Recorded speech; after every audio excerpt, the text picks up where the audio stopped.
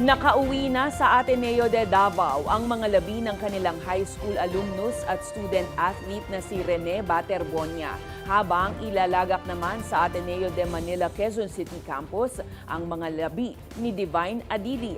Sa harap nito, lumalakas ang panawagan ng pananagutan at sinserong pakikiramay at paghingi ng tawad mula sa liderato ng Ateneo.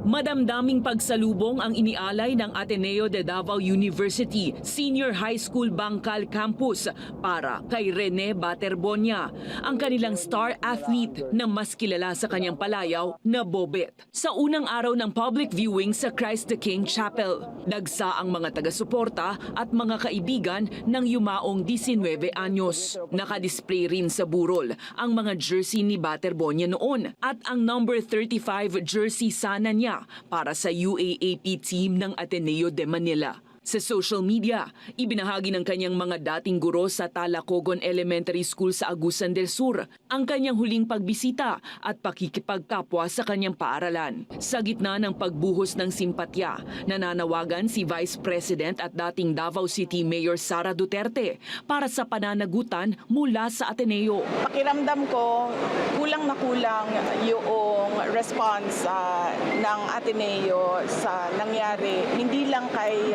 Rene, no, doon din sa isang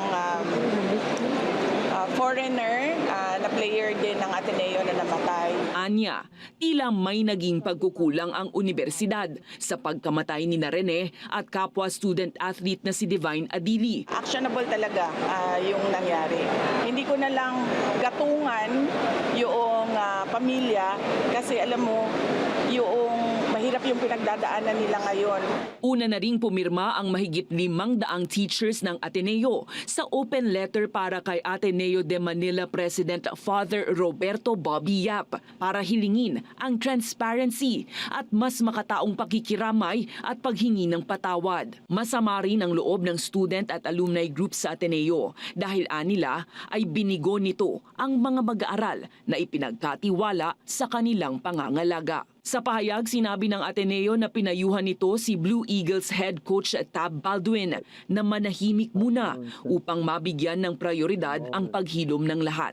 Naka-leave na rin sina Baldwin at ang team manager na si Epoch Quinto habang gumugulong ang investigasyon sa trahedya. Magpapatuloy hanggang June 14 ang lamay para kay Baterbonia sa Ateneo de Davao, habang ilalagak naman sa Ateneo de Manila College Chapel si Adili sa Sabado, June 13.